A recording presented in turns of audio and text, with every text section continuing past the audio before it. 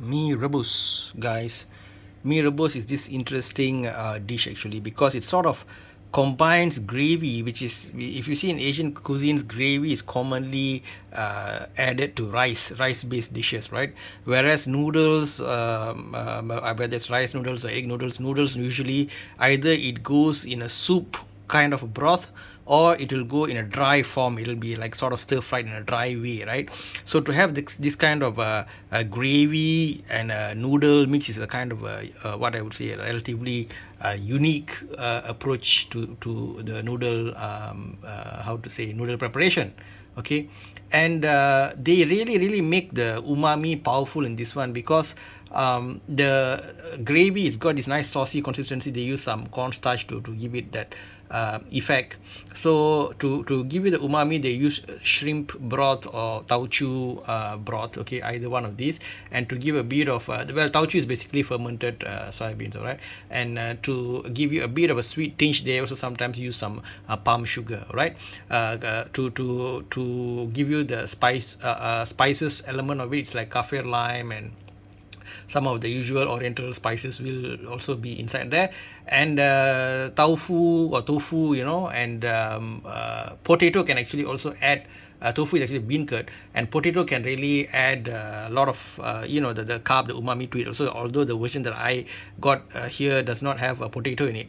So add in some green chilies for the spicy kick and a boiled egg to give it some cooling effect, right, to the spiciness of the dish.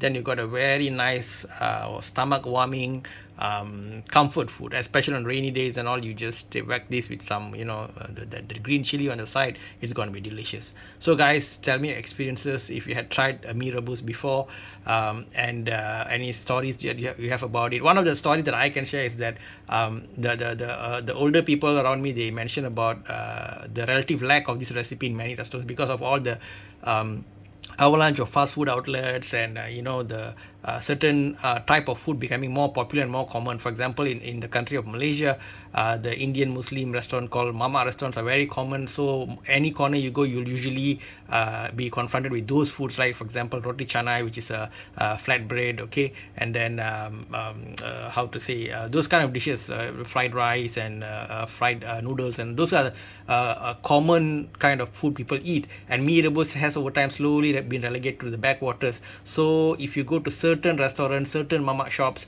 only you get this. So I think that this dish actually is one of those what's the word for it, under recognized dish, and it should be more popular, I think, because it is quite a delicious dish. So I hope this kind of social media awareness and all that, more people will try it out, and more it'll become more popular over time, okay, because this is one dish that I like, so do share your stories about it, guys. And I know there's lots of variants in it, even in for example, there's the Indonesian side, you got the Bandung, the Java, and all these various regional types of it. And then even in Malaysia, they've got the various states, right? The Johor state has its version, Terengganu has its version, and so on. And Indonesia, Batam, Palembang, all these places have their version twist to it. So you guys can, those who have tried all the variants, can also share which is the best and all these kind of things. Okay, guys.